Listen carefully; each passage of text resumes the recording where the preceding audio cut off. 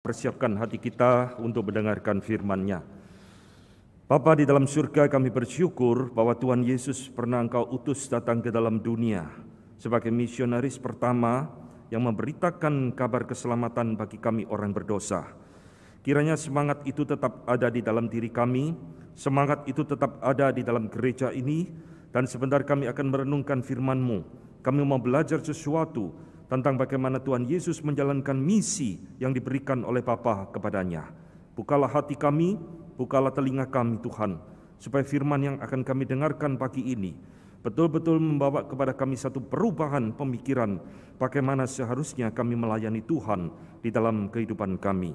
Kami menyerahkan hamba-Mu, menyerahkan setiap kami yang hadir di dalam ruangan ini, dan kami juga berdoa menyerahkan setiap kami yang mengikuti di rumah kami masing-masing. Pimpin dan sertai kami, boleh menikmati akan kebenaran firman-Mu. Di dalam nama Tuhan kami Yesus Kristus, kami berdoa dan kami mengucap syukur. Amin. Silakan duduk Bapak Ibu sekalian. Selamat pagi semuanya. Saya berharap saudara semua di dalam keadaan yang sehat, dan saya juga ingin menyapa saudara yang masih belum dapat hadir secara on-site, dan saudara harus mengikuti ibadah di rumah saudara masing-masing. Dimanapun saudara, tetap beribadahlah dengan tertib, dengan hikmat, seperti engkau beribadah di gereja.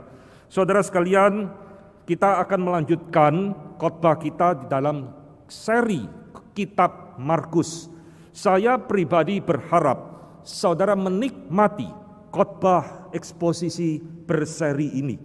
Karena khotbah secara berseri inilah sebenarnya cara berkhotbah yang terbaik. Cara berkhotbah yang diwariskan di dalam tradisi gereja-gereja reform di seluruh dunia. Saudara-saudara, mengapa demikian? Karena kalau kita berkhotbah comot ayat sini, minggu depan comot sana, minggu depannya comot sini, comot sana, saudara tidak akan pernah memahami isi Alkitab dengan utuh. Itulah sebabnya saya pribadi menginginkan dan berharap, mendoakan saudara, setiap kali kita berada di dalam gereja ini, berkhotbah berseri kitab Markus, mungkin agak lama sedikit, nikmati, karena disitulah kita akan menemukan kebenaran-kebenaran firman Tuhan yang mungkin selama ini kita belum pernah dengarkan. Saudara, kita mari membuka sekarang kitab Markus. Kita masih di dalam pasal pertama, dan kita telah sampai di dalam ayat 35 sampai ayat 39. Markus pasal pertama ayat 35 sampai 39. Saudara, di dalam LAI kita, LAI memberikan judul Yesus mengajar di kota-kota lain, dan perhatikan di situ ada paralel di dalam Lukas 4 ayat 42 sampai 44. Dan kita akan melandaskan renungan kita dari Injil Markus pasal 1 ayat 35 ini. Perhatikan, pagi-pagi benar, waktu hari masih gelap, ia bangun dan pergi keluar. Ia pergi ke tempat yang sunyi dan berdoa di sana. Tetapi Simon dan kawan-kawannya menyusul dia. Waktu menemukan dia, mereka berkata, "Semua orang mencari engkau." Jawabnya, "Marilah kita pergi ke tempat lain, ke kota-kota yang berdekatan, supaya di sana juga aku memberitakan Injil, karena untuk itu aku telah datang." Lalu pergilah ia ke seluruh Galilea dan memberitakan Injil di dalam rumah-rumah ibadat mereka dan mengusir setan-setan. Nah, saudara sekalian yang dikasihi Tuhan, Markus 1 ayat 35 sampai 39 ini merupakan lanjutan dari khotbah minggu lalu setelah Tuhan Yesus menyembuhkan mertua Petrus yang sakit. Dan di dalam ayat 14 Markus pasal 1, di situ dengan jelas menunjukkan bahwa setelah dibaptis, Yesus mulai muncul di dalam pelayanan di daerah Galilea. Dan di dalam ayat 21, saudara, di situ dengan jelas juga dikatakan Yesus sedang melayani di satu kota yang bernama Kapernaum. Jadi mulai ayat 21 sampai ayat 39 ini, itu berada di dalam satu konteks yang sama. Yesus hanya melayani di satu kota yang bernama Kapernaum. Dan saudara, perikop ini yang kita tadi baca menunjukkan satu titik awal Yesus memulai perjalanan misi untuk memberitakan lebih luas lagi. Jadi saudara, tema kita hari ini diberikan judul memulai misi. Sebenarnya Tuhan Yesus telah mulai melayani, tetapi mulai perikop ini, pelayanan Tuhan Yesus itu mulai berkembang, melayani di berbagai kota, bukan hanya di satu kota. Nah, pagi ini saudara, saya ingin mengajak kita merenungkan ayat 35 sampai 39 ini, beberapa hal-hal yang penting bagaimana Tuhan Yesus melihat pelayanan yang dipercayakan oleh Bapa kepada Dia di dalam pelayanan misi yang Dia kerjakan ini. Apa sih yang penting bagi Tuhan Yesus? Jadi subtema khotbah saya pada hari ini adalah apa sih yang penting bagi Tuhan Yesus ketika Dia menjalankan pelayanan misi yang Bapa percayakan kepada Dia. Saudara-saudara, kalau saya tanyakan pertanyaan ini kepada saudara, apa jawab saudara kira-kira? Apa sih yang paling penting di dalam pelayanan saudara? Tidak pernah pikir ya? Coba nanti dipikir-pikirkan, cocok enggak dengan apa yang Tuhan Yesus lakukan yang akan kita gali. Saudara-saudara, hari ini kita kalau ada kesempatan bertanya kepada Tuhan Yesus, apa sih Tuhan yang paling penting di dalam pelayananmu, yang engkau prioritaskan, yang engkau utamakan di dalam pelayananmu? Saudara, Tuhan Yesus akan menjawab 3 hal penting yang Dia lakukan di dalam pelayanannya. Berdasarkan Markus 1 ayat 35 sampai 39, saya akan membagikan 3 hal penting, prinsip yang utama bagi Tuhan Yesus di dalam pelayanannya. Saudara-saudara perhatikan, yang pertama paling penting bagi Tuhan Yesus adalah relasi dengan Bapaknya jauh lebih penting daripada popularitas yang ada di depan mata. Sekali lagi saya ulangi, ini adalah poin pertama yang akan kita gali. Relasi dengan Bapaknya jauh lebih penting daripada popularitas yang ada di depan mata Tuhan Yesus. Saudara-saudara, ayat 33 sampai ayat 34, di situ dikatakan Tuhan Yesus telah banyak melayani. Ini khotbah minggu-minggu yang lalu. Dan di dalam ayat 35, Markus membuka ayat ini dengan satu ayat yang menunjukkan keterangan waktu. Pagi-pagi benar, waktu hari masih gelap. Saudara, Markus bukan kebetulan menuliskan keterangan waktu ini. Pagi-pagi benar, waktu hari masih gelap, berarti matahari belum terbit. Ketika para murid sedang tertidur, Tuhan Yesus dikatakan sudah bangun, dan Dia pergi ke satu tempat yang sunyi dan berdoa di sana. Saudara-saudara, pembukaan ayat 35 ini satu ayat yang menarik untuk kita gali, saudara. Karena di situ dikatakan Tuhan Yesus pagi-pagi benar sudah bangun. Bangun untuk apa? Olahraga? Bukan. Bangun untuk apa? Jalan-jalan?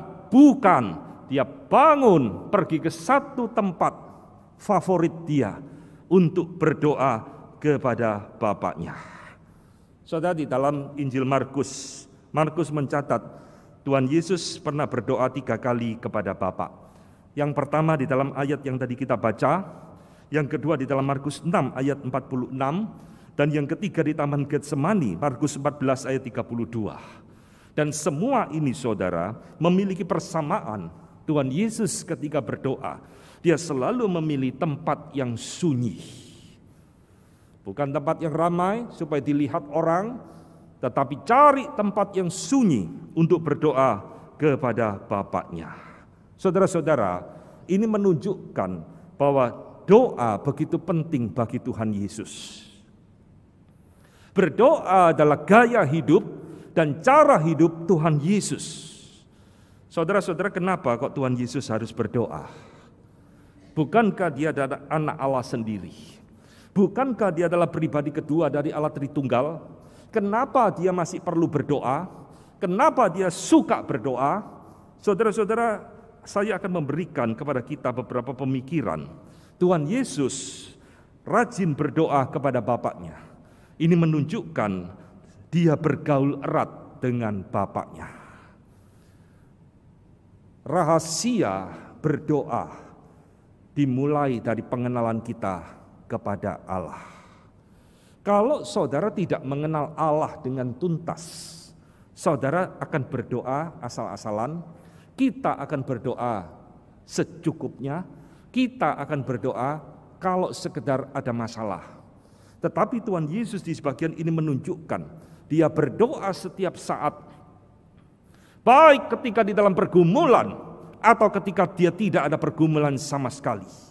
Saudara, ini menunjukkan dia bergaul erat dengan Bapaknya. Kita hanya akan rajin berdoa, saudara, jikalau kita sungguh-sungguh mengenal Allah dengan beres di dalam hidup kita. Selama pemikiran kita dan pengenalan kita tentang Allah tidak beres, jangan berharap kita menjadi orang yang rajin berdoa di hadapan Tuhan. Ini adalah prinsip pertama yang Tuhan Yesus ingin ajarkan kepada kita. Maka kalau saudara membaca di dalam Yohanes pasal 17, itu doa Tuhan Yesus yang terpanjang. Satu pasal khusus, dia berdoa kepada Bapa untuk murid-muridnya, untuk dunia dan sebagainya. Di situ saudara menemukan betapa intim hubungan Tuhan Yesus dengan Bapaknya. Saudara, inilah hal pertama yang boleh kita temukan. Mengapa sih kok Tuhan Yesus rajin berdoa? Karena dia bergaul erat dengan Bapaknya. Orang yang bergaul erat dengan orang lain pasti sering ngobrol. Kalau jarang ngobrol berarti hubungannya tidak terlalu erat, bukan? Demikian pula antara Tuhan Yesus dengan Sang Bapaknya. Saudara-saudara, kenapa Tuhan Yesus harus rajin berdoa? Saudara jangan lupa, dia harus berdoa karena ia tetap manusia 100% di dalam sisi kemanusiaannya. Siapakah Kristus bagi kita? Siapakah Kristus yang dinyatakan di dalam Alkitab? Saudara-saudara, di dalam iman Kristen yang beres, kita mengenal di dalam pribadi Kristus ada dua natur. Pertama, dia adalah Allah 100%. Kedua, dia juga adalah manusia 100%. Inilah keunikan Kristus yang jarang dikhotbahkan sekarang di dalam banyak gereja-gereja. Kristus siapakah? Dia adalah Allah, tapi juga dia adalah manusia 100%. Di dalam sisi kemanusiaannya 100%, dia sama seperti engkau dan saya. Bisa lapar, bisa haus, bisa kecapean sampai Tuhan Yesus tertidur. Bahkan Tuhan Yesus dalam kemanusiaannya bisa mengalami kematian. Maka saudara-saudara, di dalam sisi kemanusiaannya inilah saudara, dia mengalami banyak pencobaan. Dia banyak mengalami pergumulan. Dia butuh kekuatan rohani. Dia butuh pimpinan dari Bapaknya. Itulah sebabnya di dalam inkarnasi sebagai manusia, dia membutuhkan doa seperti engkau dan saya. Saudara-saudara, inilah sebabnya Tuhan Yesus begitu suka dan begitu rajin berdoa kepada Bapa. Dia meminta kekuatan, pimpinan, visi di dalam pelayanannya. Seorang penafsir bernama Thomas Constable mengatakan, prayerlessness typically manifests self-sufficiency, but prayerfulness reveals humility. Orang yang tidak mau berdoa itu menunjukkan diri orang yang self-sufficient, orang yang tidak butuh Tuhan, orang yang merasa diri kuat. Saya sudah self-sufficient, bisa mencukupkan diri sendiri, saya tidak butuh Tuhan. Tetapi Constable mengatakan, tapi orang yang hidupnya penuh dengan doa, prayerfulness, menyatakan kerendahan hati di hadapan Tuhan.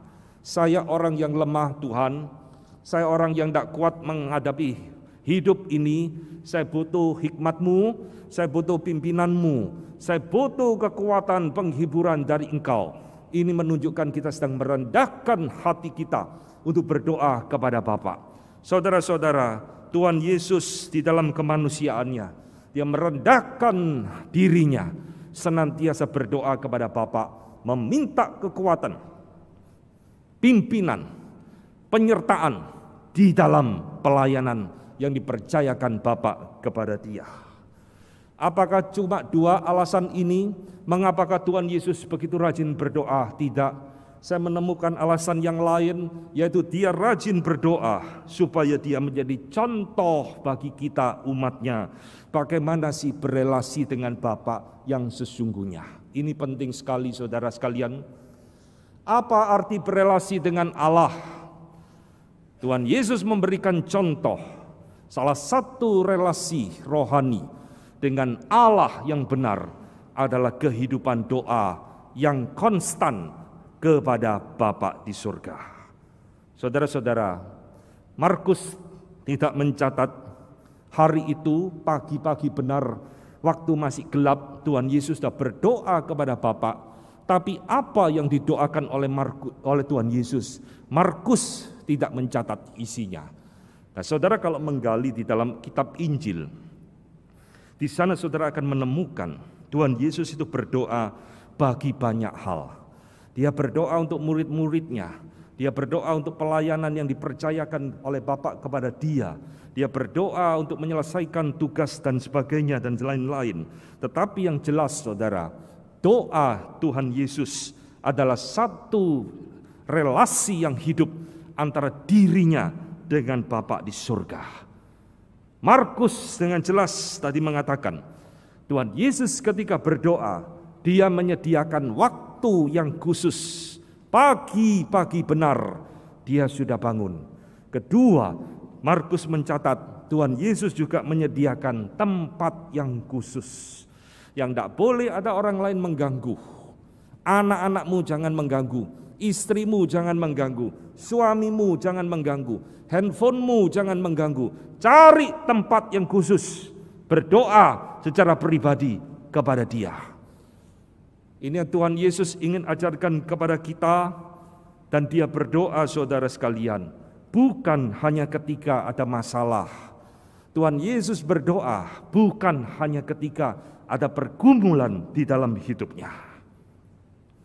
Maka saudara, poin ini mengingatkan kepada kita, kita harus belajar memiliki konsep berdoa dengan benar di hadapan Tuhan.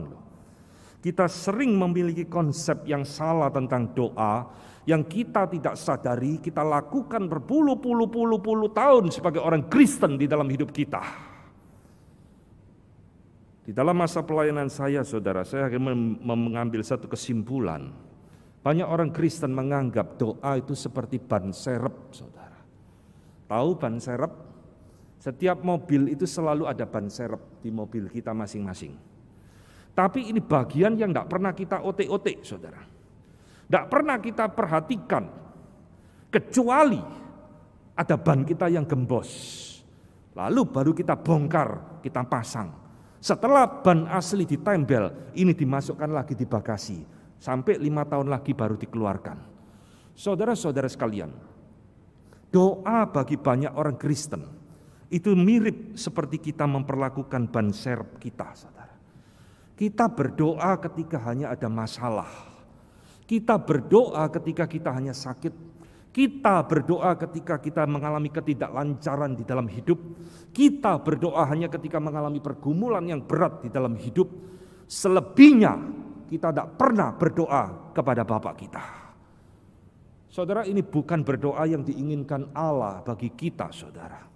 Saya tidak melarang saudara kalau sakit tidak boleh berdoa. Tapi kalau saudara berdoa hanya pada waktu sakit, berarti ada sesuatu yang salah dengan iman kita, saudara. Saya tidak melarang saudara ketika ada pergumulan berat saudara berdoa kepada Bapa. Tapi kalau kita berdoa hanya ketika ada pergumulan yang berat dalam hidup kita, ada yang salah dengan kehidupan doa kita. Saudara lihat Tuhan Yesus hari itu. Tidak ada masalah apa-apa, tapi dia selalu menyempatkan waktu untuk berdoa kepada Bapa di surga. Maka hari ini kita dikoreksi oleh ayat ini, saudara. Apa sih yang kita doakan sebagai orang Kristen? Apa sih yang paling sering kita doakan selama kita hidup? Berdoalah, minta kepada Tuhan supaya engkau makin cinta Tuhan. Berdoalah, minta kepada Tuhan supaya engkau makin taat kepada Tuhan. Berdoalah kepada Dia, minta supaya engkau dan saya semakin mengasihi Dia di dalam hidup ini. Berdoalah kepada Dia supaya kita semakin rajin melayani Tuhan di dalam pelayanan yang Tuhan percayakan kepada kita. Jangan cuma berdoa ketika kita ada masalah. Jangan cuma berdoa ketika kita sedang sakit. Jangan cuma berdoa kita ada pergumulan. Saudara-saudara, Tuhan Yesus di dalam bagian ini menjadi teladan terindah bagi kita umat-Nya. Dia berdoa setiap saat kepada Bapaknya. Sediakan waktu khusus, sediakan tempat khusus berdoa kepada Bapa. Mungkin tidak usah lama-lama, yang penting kau ada waktu untuk berdoa, mengingat pekerjaan Tuhan di gereja ini, mengingat untuk hamba-hamba Tuhan di gereja ini, mengingat untuk badan-badan misi dan sebagainya. Saya selalu mengkritik gereja dan puji-pujian zaman ini yang menurut saya terlalu mengajarkan hal yang egois bagi kita. Saudara perhatikan banyak puji-pujian Kristen sekarang begitu egois, pokoknya Tuhan harus nuruti saya, Tuhan harus nuruti saya. Mujizat harus terjadi, pokoknya saya percaya, beriman mujizat akan terjadi. Itu bukan ajaran kekristenan yang sesungguhnya. Saudara-saudara, ini ada hal yang harus kita ingat pertama. Tuhan Yesus di dalam pelayanannya, yang pertama paling utama adalah relasi dengan Bapaknya. Saudara, ini yang kita lakukan dan ini yang dilakukan oleh Simon Petrus ketika di dalam ayat ke-26 dikatakan, tetapi Simon dan kawan-kawannya menyusul Tuhan Yesus. Saudara-saudara lihat, kata menyusul di sini itu menggunakan kata track down atau bahasa lainnya Tuhan, memburu, hunting. Saudara, dengan kata lain, ini bisa dikatakan Petrus dan kawan-kawannya mengejar Tuhan Yesus ke tempat sunyi itu. Maka pertanyaannya, siapa saudara kawan-kawan Simon yang dicatat di dalam ayat 26 ini? Saya percaya ini bukan murid-murid saudara. Ini adalah orang-orang di dalam ayat-ayat sebelumnya yang telah melihat Tuhan Yesus melakukan banyak mujizat, lalu mencari Tuhan Yesus dan tidak menemukan Tuhan Yesus. Lalu mereka mengajak Simon, Simon, kita cari gurumu, kemana dia pergi. Kamu pasti tahu kemana dia pergi. Saudara-saudara, ayat ini adalah ayat yang ironis sekali saudara. Karena memang Simon tahu kebiasaan Tuhan Yesus. Kira-kira dia akan berdoa di tempat itu, maka dia ajak orang-orang itu pergi menemui Tuhan Yesus. Ironisnya adalah Simon sendiri tidak ikut berdoa dengan Tuhan Yesus. Dia tahu tempat itu, tapi dia tak pernah ikut dengan Tuhan Yesus. Malah dia mengajak orang banyak untuk datang menemui Tuhan Yesus dan berkata, semua orang mencari Engkau. Saudara-saudara sekalian, Simon Petrus justru kaget melihat Tuhan Yesus berdoa. Dengan bahasa lain, Simon kira-kira berkata kepada Tuhan Yesus, "Loh, kok malah di sini? Loh, untuk apa kamu berdoa? Itu banyak orang sedang menunggu Engkau. Banyak orang mencari Engkau. Banyak orang menantikan Engkau membuat mujizat. Kok kamu malah berdoa di sini? Untuk apa? Kita sedang pelayanan sedang lancar. Kita pelayanan sedang baik-baik. Kita pelayanan tidak ada masalah. Untuk apa engkau berdoa di sini?" Saudara, inilah kira-kira isi hati Simon Petrus yang kecewa melihat Tuhan Yesus berdoa. Semua orang mencari Engkau. Saudara-saudara, bagi Simon Petrus, ini bukan saatnya untuk berdoa, saudara. Ini saatnya bagi gurunya untuk menjadi populer, terkenal. Kok kamu di sini sih guru? Padahal orang banyak di sana sedang nunggu-nunggu kamu. Inilah saatnya kamu jadi terkenal. Inilah saatnya kamu memiliki banyak pengikut. Inilah saatnya kita sebagai gerombolan ini memiliki popularitas. Saudara-saudara yang dikasihi Tuhan, hati-hati dengan popularitas yang menjebak hidup kita. Poin ini bagi saya mengingatkan Tuhan Yesus tidak peduli dengan popularitas. Bagi dia yang lebih penting adalah relasi dengan Bapaknya, jauh lebih utama daripada popularitas. Apa sih popularitas itu, saudara? Popularitas hanya terjadi ketika apa yang dikatakan seorang hamba Tuhan cocok dengan jemaatnya. Wah, tepuk tangan, cocok, ciami. Tapi begitu perkataan dan pemikiran hamba Tuhan tidak cocok dengan jemaat, langsung muncul hujatan-hujatan, tidak ada popularitas lagi. Betul kan? Popularitas hanya terjadi ketika saya cocok dengan Anda. Saudara, inilah terjadi di dalam hidup Tuhan Yesus. Orang yang mengalu-alukan dia, Hosana, Hosana bagi Raja, meletakkan daun palem di jalanan Tuhan Yesus melewati naik keledai. Hosana, Hosana. Beberapa hari kemudian orang yang sama berteriak, salibkan dia, salibkan dia, salibkan dia. Saudara, Tuhan Yesus mengerti popularitas itu adalah jebakan semata-mata. Popularitas itu hanya semu. Popularitas itu hanya sementara. Disinilah saudara kita belajar saat ini. Bagaimana Tuhan Yesus lebih mengutamakan relasi dengan Bapa jauh daripada popularitas itu sendiri. Saudara, di dalam kehidupan bergereja, di dalam kehidupan pelayanan, ini bisa menjadi satu jebakan yang luar biasa di dalam diri hamba Tuhan dan gereja.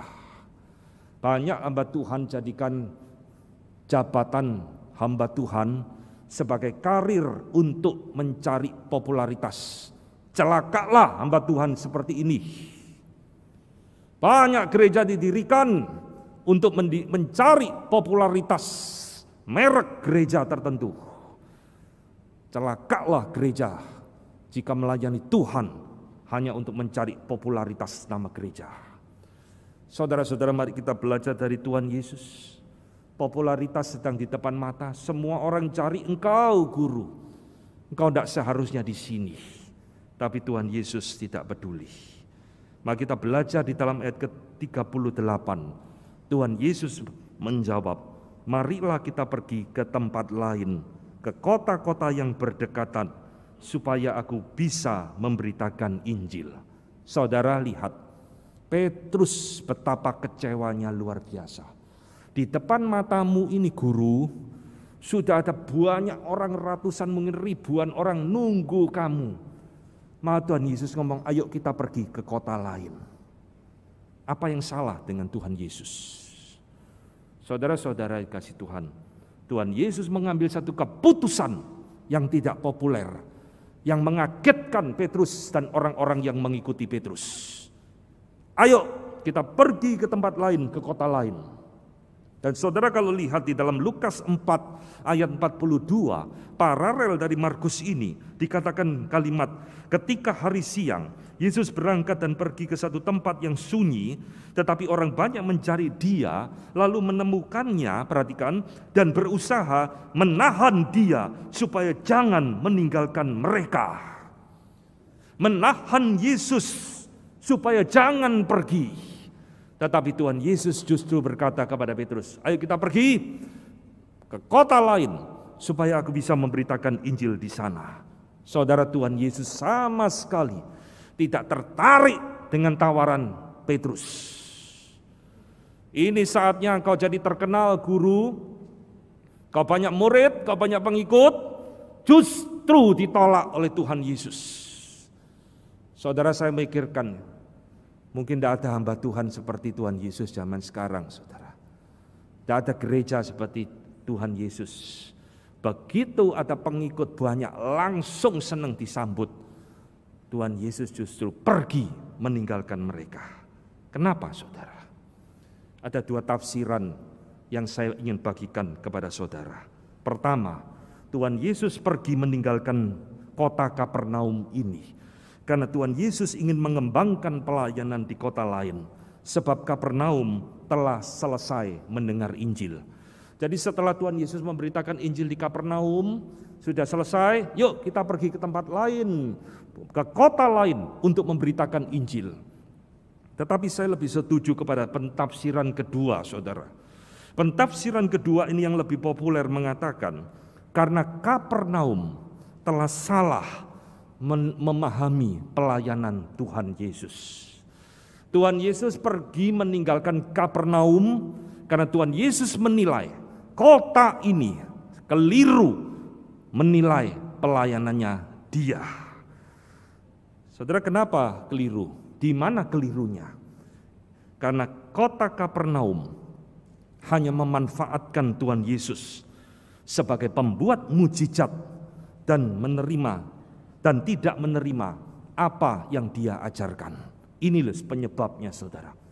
Tuhan Yesus kecewa dengan kota Kapernaum, maka dia pergi mengajak murid-muridnya pergi untuk ke kota yang lain supaya dia bisa memberitakan Injil di sana. Saudara-saudara, dari mana kita diyakinkan tafsiran kedua ini yang lebih tepat? Itu ada di dalam Lukas 10 ayat ke-15. Di dalam Injil Lukas pasal 10, Tuhan Yesus itu menghakimi beberapa kota. Celakalah engkau Betsaida, celakalah engkau Korazim. Kalau Tirus dan Sidon melihat mujizat, mereka pasti akan bertobat. Tetapi pada hari penghakiman, aku berkata kepadamu, penghakiman daripada Betsaida dan Korazim lebih berat tanggungannya daripada Tirus dan Sidon. Lalu di ayat ke-15 Tuhan Yesus menyebut kota Kapernaum demikian. Dan engkau Kapernaum, apakah engkau akan dinaikkan sampai ke langit? Tidak. Engkau akan diturunkan sampai ke dunia orang mati. Saudara, ini ayat begitu jelas menunjukkan kekecewaan Tuhan Yesus ketika dia melayani di kota Kapernaum ini. Dia membuat banyak mujizat di sana. Dia memberitakan Injil di sana. Tetapi kota Kapernaum hanya mau mujizatnya tok. Tuhan Yesus hanya dianggap sebagai tukang sulap yang membuat banyak mujizat lalu dikagumi. Tapi mereka tidak mau mendengar berita Injil yang sejati. Kami tidak butuh berita Injil. Yang kami perlukan hanya mujizat. Ayo buat mujizat lebih banyak lagi. Itulah sebabnya, saudara, Tuhan Yesus berkata kepada Petrus, mari kita pergi ke kota yang lain. Saudara-saudara yang dikasihi Tuhan, banyak orang sekarang mencari Tuhan Yesus tergila-gila karena mujizat, bukan karena firman Tuhan. Dan inilah gambaran potret wajah kekristenan zaman sekarang. Banyak orang ke gereja, banyak orang merasa cari Tuhan, bukan mau cari firman Tuhan, bukan mau cari kebenarannya, tapi mau cari mujizat yang Tuhan Yesus lakukan. Saudara-saudara, ini poin kedua yang harus kita ingat baik-baik, yang kita pelajari. Apa sih yang penting bagi Tuhan Yesus? Yang penting bagi Tuhan Yesus adalah melakukan kehendak Bapaknya, bukan melakukan kehendak orang banyak. Saya ulangi, ini poin kedua yang kita pelajari dari perikop kita. Apa sih yang paling penting dalam pelayanan Tuhan Yesus? Yaitu mengikuti kehendak Bapaknya, bukan mengikuti kehendak orang banyak. Dan siapa yang mau mengikuti kehendak Bapa, dia akan dimusuhi oleh orang banyak. Ini hukum alam terjadi di mana-mana. Kalau kita mau taat kepada Bapa, menjalankan kehendaknya di dalam pelayanan kita, saudara harus siap dimusuhi oleh orang yang tidak setuju dengan Anda. Saudara, inilah yang Tuhan Yesus ingin ajarkan kepada Petrus dan kepada kita. Dia tidak mau menuruti kehendak orang banyak. Meskipun dielu-elukan, dipuja-puja, Tuhan Yesus memilih untuk pergi meninggalkan Kapernaum. Saudara, kenapakah Tuhan Yesus tidak mau mengikuti kehendak orang banyak? Bukan kalau dia mengikuti kehendak orang banyak ini, dia akan jadi populer. Semua orang mencari engkau guru, lalu Tuhan Yesus ngomong, oh ya, ayo kita ke sana, kita lakukan kehendak mereka. Kita turuti kehendak mereka membuat mujizat. Tidak. Saudara-saudara, perhatikan prinsip ini. Semakin saudara mengikuti kehendak orang banyak, semakin saudara jauh dari kehendak Allah. Semakin saudara mengikuti kehendak orang banyak, semakin saudara akan jauh dari kehendak Allah. Ingat baik-baik prinsip ini. Tuhan Yesus tak mau turuti kehendak orang banyak, karena kalau dia turuti kehendak orang banyak ini, dia tidak melakukan kehendak Bapaknya. Kalau dia turuti kehendak orang banyak ini, dia akan semakin jauh daripada kehendak Allah. Yang dia inginkan hanya melayani kehendak Bapaknya, bukan melayani keinginan orang banyak. Saudara saya berkata, pandemi ini sudah merubah banyak wajah gereja di Indonesia dan mungkin banyak di luar negeri. Ada sisi-sisi positif kita mengalami pandemi, tapi juga ada sisi-sisi negatif. Saudara, sisi positif ada seperti yang sedang kita lakukan. Sekarang kita ibadah ada streaming, boleh diikuti oleh banyak orang di luar kota, di luar pulau, bahkan di luar negeri pun bisa mengikuti ibadah kita. Dan gereja kita bisa jadi berkat menjangkau banyak orang. Itu sisi positifnya. Tapi sisi negatifnya juga tidak sedikit, saudara. Pandemi ini merubah banyak gereja tentang cara kita beribadah kepada Tuhan. Sekarang banyak gereja modifikasi ibadah, backgroundnya ditutupi dengan green screen, salibnya ketutupan dengan green screen. Lalu mimbar ini disingkirkan dari atas panggung, diganti mimbar kecil. Lalu saya bertanya, kenapa kok seperti ini? Jemaatnya bosan, Pak, maka kita buat seperti ini. Perhatikan, jemaatnya bosan. Lalu ditutup dengan green screen, diganti dengan pemandangan alam macam-macam dan sebagainya. Saudara-saudara, ini mengikuti kehendak orang banyak, pasti tidak akan mengikuti kehendak Bapa di surga. Ini prinsip penting yang Tuhan Yesus ingin ajarkan kepada kita pagi ini. Jangan nuruti kehendak orang banyak, karena seringkali kehendak orang banyak itu bertentangan dengan kehendak Bapa di surga. Tuhan Yesus melawan kehendak orang banyak. Saya tidak mau turuti keinginan mereka. Meskipun mereka memuja-muja saya. Meskipun mereka mengagung-agungkan saya. Mari kita pergi ke tempat lain untuk memberitakan Injil di kota lain. Saudara-saudara yang dikasihi Tuhan, janganlah kita jadi orang Kristen yang hanya terus mengikuti kehendak orang banyak. Oh, sekarang kehendak orang banyak, gereja ini model ibadah remang-remang, maka semua ditutup. Saya tahun ini, saudara, sudah 2 kali memimpin ibadah gereja remang-remang. Ini gereja semua jendela ditutup dengan kain hitam sehingga suasana gelap, lalu lampu dimatikan, belakang kasih lampu sorot. Gereja remang-remang.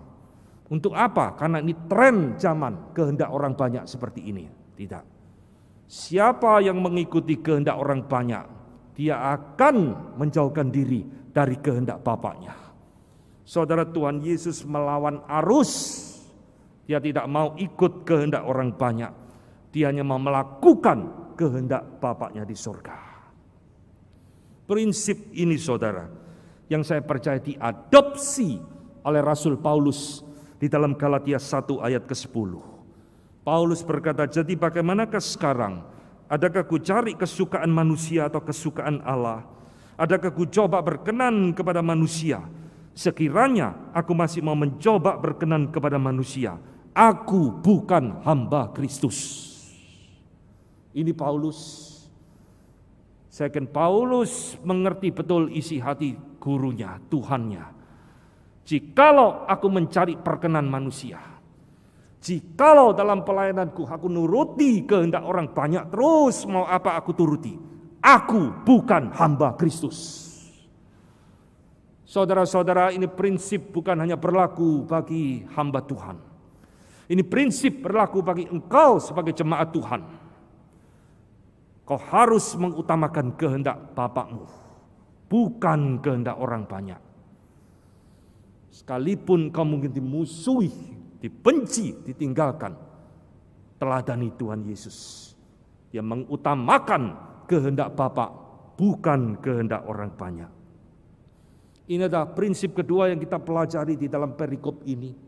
Dan ketiga, saudara, apa sih yang kita pelajari dari apa yang diutamakan Tuhan Yesus di dalam pelayanan?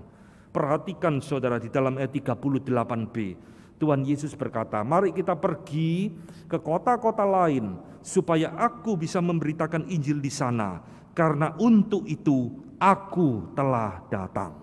Saya memberikan judul di dalam poin ketiga ini, bagi Tuhan Yesus memberitakan Injil jauh lebih penting daripada membuat mujizat. Bagi Tuhan Yesus memberitakan Injil jauh lebih utama daripada membuat mujizat. Bapa mengutus aku untuk memberitakan Injil, bukan untuk membuat mujizat. Saudara, inilah alasan mengapa Tuhan Yesus meninggalkan Kapernaum. Bukan karena dia ditolak, saudara. Justru dia sangat di-welcome. Orang Kapernaum mau welcome Tuhan Yesus. Senang Tuhan Yesus ada di kota mereka. Tapi Tuhan Yesus justru pergi meninggalkan Kapernaum. Sebab mereka hanya mau menjadikan Tuhan Yesus miracle worker, pembuat mujizat tok. Tuhan Yesus tidak mau. Itu bukan panggilanku. Aku diutus bukan untuk itu. Aku diutus untuk memberitakan Injil kepada dunia yang berdosa. Saudara-saudara, kesadaran inilah saudara yang harus ada di dalam diri setiap hamba Tuhan. Bahwa kita dipanggil bukan untuk menjadi pembuat mujizat, tapi untuk memberitakan Injil kepada dunia.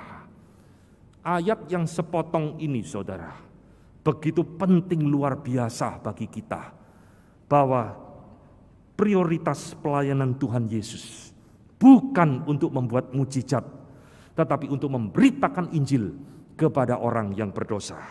Saudara-saudara yang dikasihi Tuhan, apa yang bisa kita pelajari di dalam bagian poin yang ketiga ini? Yang pertama, saudara lihat, ketika Tuhan Yesus mengatakan kalimat ini, aku diutus untuk memberitakan Injil, berarti bagi Tuhan Yesus mujizat tidak bisa disejajarkan. Mujizat tidak bisa menggantikan firman Tuhan. Ini penting sekali. Saya ulangi saudara supaya terus mengingat di dalam otakmu. Prinsip ini mengajarkan kepada kita, mujizat tidak bisa disejajarkan dengan firman Tuhan. Apalagi mujizat mau menggantikan firman Tuhan, tidak bisa. Tuhan Yesus tidak peduli. Dia dielu-elukan, dia dipuja-puja sebagai miracle worker. Dia tidak peduli. Sebab dia dipanggil dan diutus. Bukan untuk melakukan itu, tapi untuk memberitakan Injil. Ketika Injil ditolak di Kapernaum, dia pergi meninggalkan Kapernaum untuk memberitakan Injil di tempat lain. Saudara-saudara yang dikasihi Tuhan, Bapak Reformator John Calvin mengatakan, miracle were appendage to the word. Mujizat itu cuma tambahan kepada firman Tuhan. Bukan yang utama di dalam pelayanan sebuah gereja.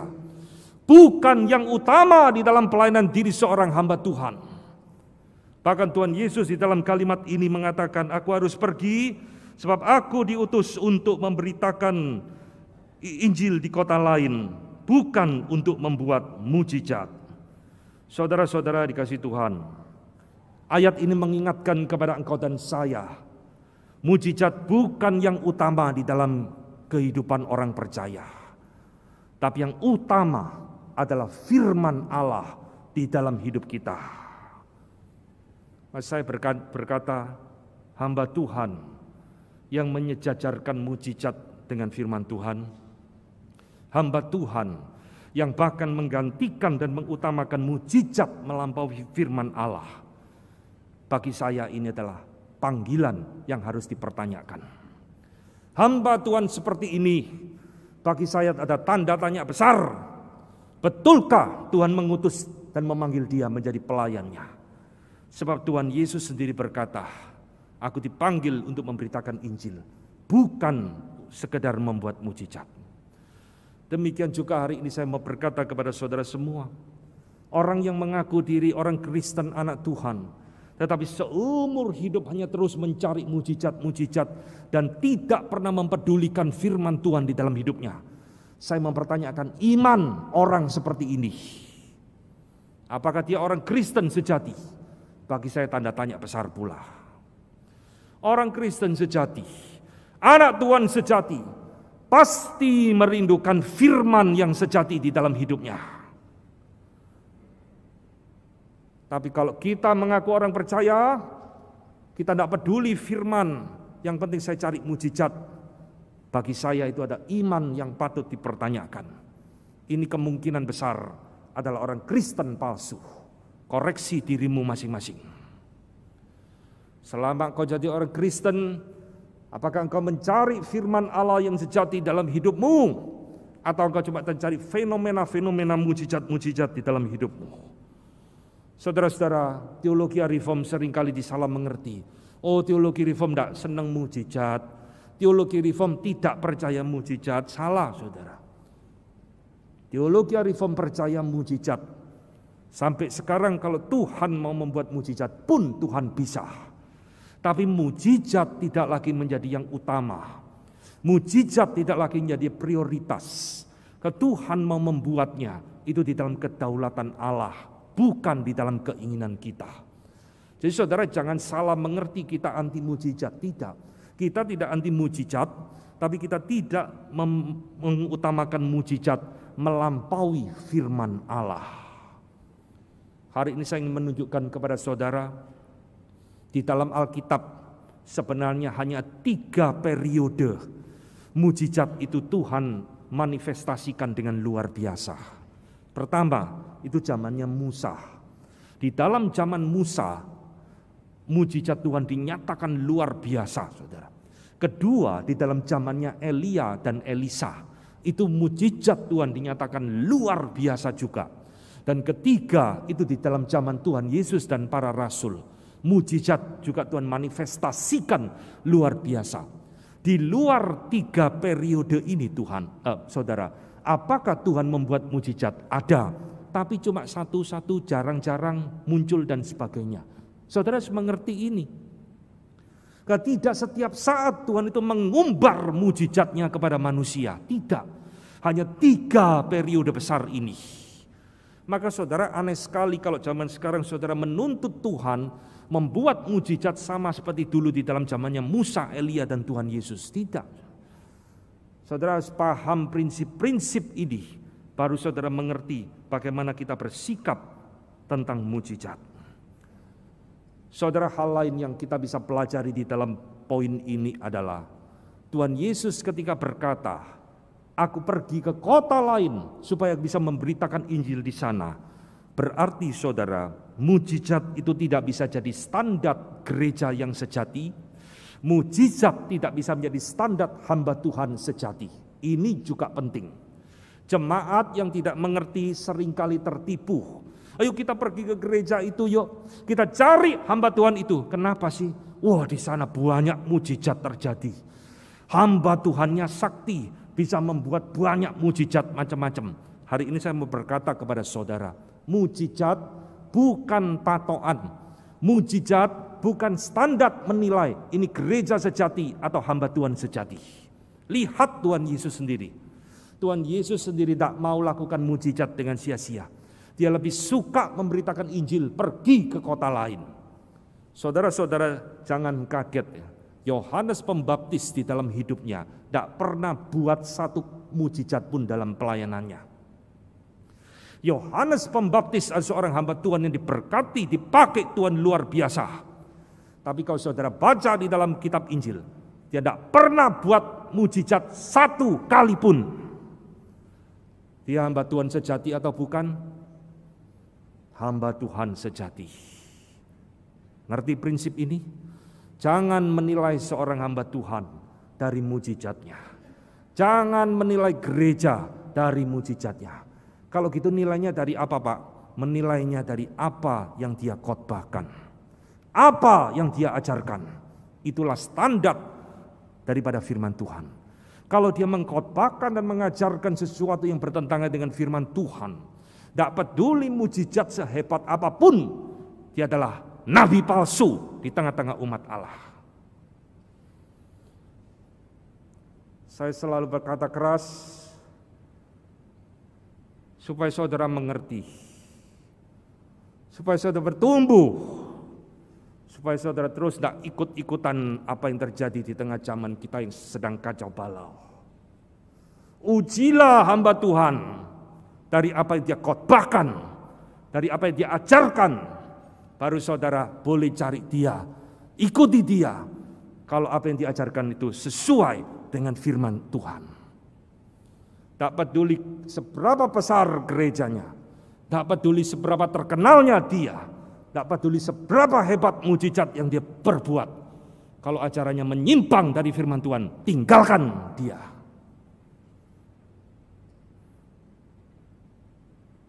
Kita sudah dininak bobokkan dengan ajaran-ajaran yang tidak karu-karuan.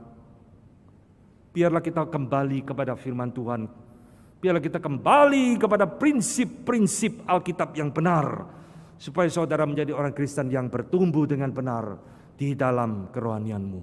Saudara-saudara, jangan lagi cari gereja yang hanya mengumbar mujizat. Jangan lagi cari hamba Tuhan yang kau anggap sakti bisa membuat banyak mujizat. Carilah gereja yang memberitakan kebenaran firman Tuhan. Ikuti hamba Tuhan yang memberitakan firman Tuhan yang sejati di dalam pelayanannya. Maka kerohanianmu akan beres dan bertumbuh. Saudara dikasihi Tuhan, inilah jawaban dari Tuhan Yesus. Jikalau hari ini kita ketemu dia, kita tanya, Tuhan, apa sih yang utama di dalam pelayananmu? Dia akan jawab, pertama yang utama, relasi dengan Bapa lebih penting daripada popularitas. Kedua, Tuhan Yesus akan jawab, kehendak Bapakku lebih penting daripada kehendak orang banyak. Dan ketiga, dia akan jawab, aku lebih suka memberitakan Injil daripada membuat mujizat. Kiranya firman Tuhan hari ini saudara, terus boleh saudara pakai menjadi pegangan di dalam hidupmu, boleh menilai, membuat keputusan di dalam kehidupan rohani saudara masing-masing. Mari kita tunduk kepala, kita akan mengambil waktu teduh sejenak.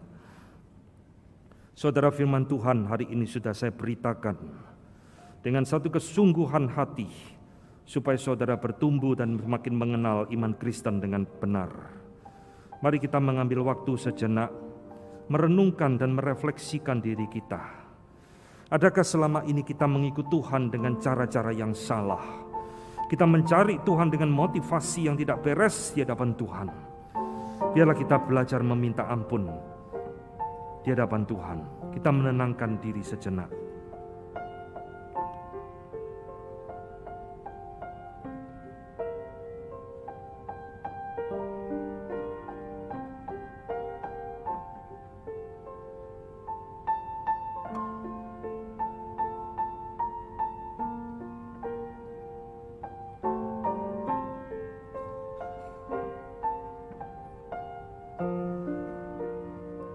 Bapa di dalam surga, terima kasih untuk firman yang boleh menegur kami pada pagi ini. Betapa sering di dalam hidup kami melayani Tuhan dengan hal-hal yang tidak beres di hadapan Tuhan. Kami lebih suka mencari popularitas. Kami lebih mengutamakan kehendak orang banyak daripada kehendak Bapa. Dan mungkin kami juga adalah orang yang tergila-gila dengan mujizat di dalam hidup kami. Tuhan, biarlah firman-Mu pada pagi ini boleh menjadi terang di dalam hidup rohani kami. Bawa kami kembali kepada track yang benar sebagai hamba Tuhan, sebagai jemaat awam, sebagai gereja Tuhan. Biarlah kami boleh sungguh-sungguh melayani Tuhan dengan prinsip-prinsip yang diperkenan oleh Engkau sendiri. Topang kami, pimpinlah kami Tuhan, supaya di tengah-tengah kekacauan kekristenan saat ini, kami tetap berjalan di dalam terang kebenaran firman-Mu. Bersyukur untuk GKA Trinitas yang terus Tuhan pakai boleh menjadi alat di tangan Tuhan, memberitakan kebenaran firman-Mu di tengah-tengah zaman yang kacau ini. Peliharakan gereja ini, peliharakan majelis supaya tetap setia kepada firman-Mu. Peliharakan hamba Tuhan tetap boleh tunduk kepada Engkau, menjalankan kehendak-Mu di dalam pelayanannya. Terima kasih Bapa, di dalam nama Tuhan kami Yesus Kristus kami berdoa.